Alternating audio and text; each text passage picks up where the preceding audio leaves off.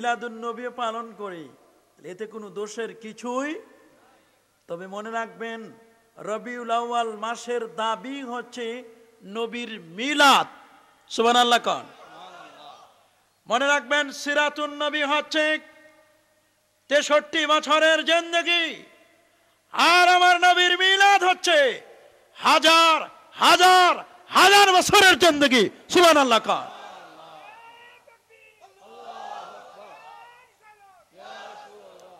ইনশাআল্লাহ 650 দলিল মুখস্থ করে ইনশাআল্লাহ এই চেয়ারে বসেছি।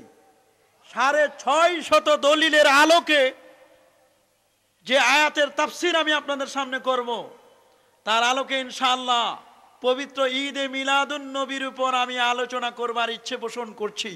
আল্লাহ যেন আমাকে কিছু বলবার সুযোগ করে দেন। সকলে বলুন আমিন। সম্মানিত সুধী, ঈদে মিলাদুন নবীর মাসটি যখন আসে, মনে রাখবেন, আগে আমরা অর্থ বুঝবো। ঈদ মানে খুশি। ঈদ মানে কি? ঈদে মিলাদুন নবী, মিলাদ মানে হলো নবীর জন্ম, নবীর শুভাগমন। মিলাদ মানে কি? সকলে বলুন না। নবীর জন্ম, নবীর শুভ আগমনকে শুভাগমন, ঠিক কিনা বলেন? আর নবী তো নবী। ঈদে মিলাদুন নবী সাল্লাল্লাহু আলাইহি ওয়াসাল্লাম। সুবহানাল্লাহ কোন। নবীর শুভাগমনে এই পৃথিবীর সকলে খুশি হয়েছিল না বেজার হয়েছিল? আরো জোরে বলুন, খুশি না বেজার? ঈদ মানে কি? আমার নবী এই পৃথিবীতে আগমন করেছেন। এই আগমনের সংবাদে, আগমনের সুসংবাদ যারা পেয়েছে, খুশি হয়েছে না বেজার? কুল কায়নাত খুশি হয়েছে কিনা? ফিরিস্তারা খুশি হয়েছে কিনা? কি বলেন, হয়েছে না? আবু জেহেল খুশি হয়েছে কিনা? আবু লাহাব, আবু তালিব, বলা হয়েছে এরাও খুশি হয়েছে। সুবহানাল্লাহ খান। আরো জোরে বলেন সুবহানাল্লাহ। সবাই খুশি হয়েছে, কিন্তু বেজার হয়েছে একজন, তার নাম হচ্ছে মিস্টার ইবলিস। ঠিক কিনা বলেন? আরো জোরে বলুন ঠিক কিনা? ঈদে মিলাদুন নবীর মাসটি যখন আগমন করে, আমরা মুসলমান যারা, আমরা খুশি হই কিনা? নবীর প্রেমিক যারা খুশি হয় কিনা?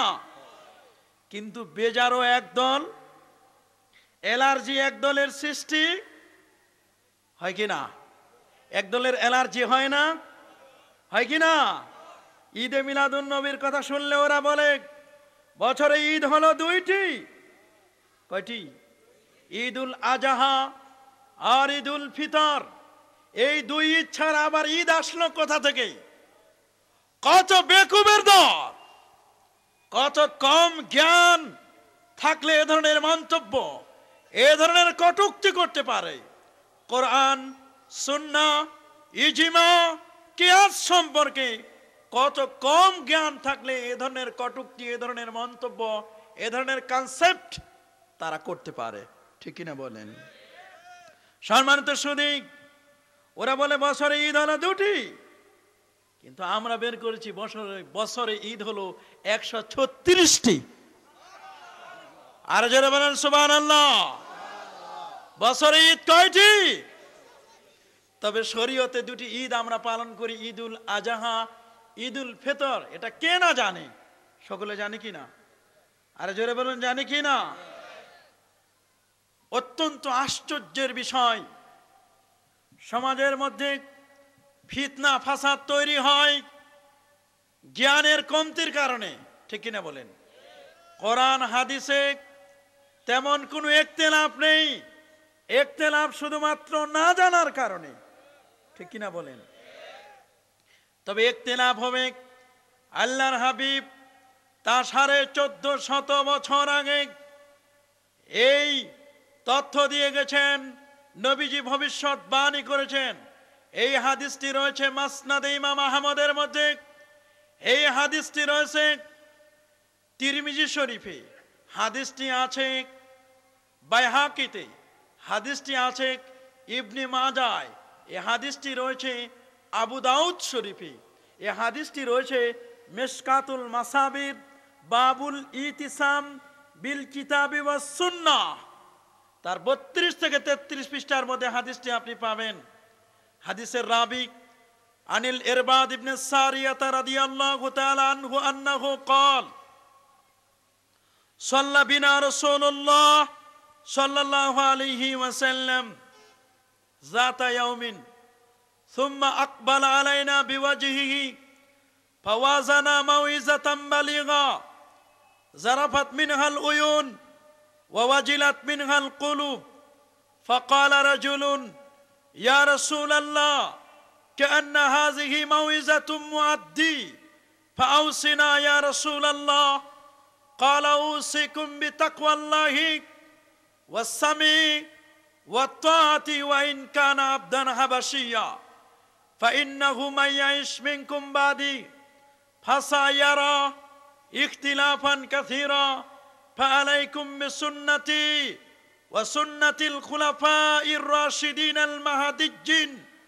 تمسكوا بها وعزوا عليها بالنواجذ وإياكم ومحدثات الأمور فإن كل محدثة بدعة وكل بدعة ضلالة وكل ضلالة في النار رواه أحمد والترمذي وابن ماجه وأبو داود سبحان الله قال আরো বলুন সুবহানাল্লাহ, আল্লাহু আকবার, আল্লাহু আকবার।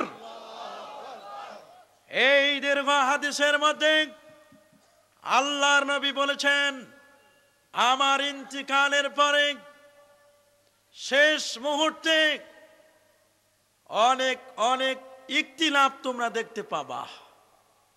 পাচ্ছি কিনা আমরা? আরো জোরে বলুন পাচ্ছি কিনা? ইখতিলাফ দেখতে গিয়ে এক দল মানুষ কোরআন শরীফকে মাইনাস করতে চায়, ঠিক কিনা বলেন? মাইনাস করতে চায় আমার নবীর সুন্নাহকে, মাইনাস করতে চায় আমার নবীর যে সমস্ত আমলগুলি করলে চোখে পানি আসবে, ঠিক কিনা বলেন? আজ মাইনাস করতে চায় ঈদে মিলাদুন নবীকে, ঠিক কিনা বলেন? মাইনাস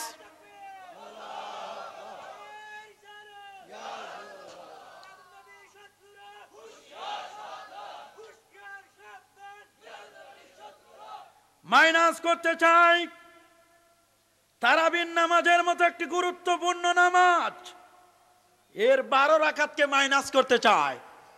ওরা পড়াতে চায় 8 রাকাত, ঠিক কিনা বলেন? নামাজের পরে আমি যে নামাজটি পড়লাম, এই নামাজটি কবুল হলো কিনা আল্লাহর কাছে কাইমনে বাক্যে আমি একটু প্রার্থনা করব, দোয়া করব, এই দোয়াকে তারা মাইনাস করে দিতে চায়, ঠিক কিনা বলেন? মাইনাস করতে চায় মানুষ যাতে করে ওলি আউলিয়াদের দরবারে না যায়, পীর মুরিদ এই উপমহাদেশ থেকে তারা বিদায় করতে চায়। তারা জানে না এই 58,000 বর্গ মাইলের এই বাংলাদেশ ওলি আউলিয়ার দেশ, পীর মাশায়েখদের দেশ। এই দেশের মাটিতে শুয়ে আছেন শাহজালাল, শাহপরান, শাহ মখদুম, খানজাহান আলী, ফুলতলি সাফ কামলা রহমতুল্লাহ আলাইহির মতো দেব ওলি, ঠিক কিনা বলেন? এই জমিনে এমন একটি বরকতময় জমিন, এই জমিনটি এত বরকতময়, 12 আউলিয়ার দেশ, 360 অলির দেশ, সারসিনার দেশ, ফুলতলির দেশ, সোনাকান্দার দেশ, লক্ষ অলিয়া উলিয়ার দেশ, আমাদের এই সবুজ শ্যামল সোনার বাংলাদেশ, ঠিক কিনা বলেন?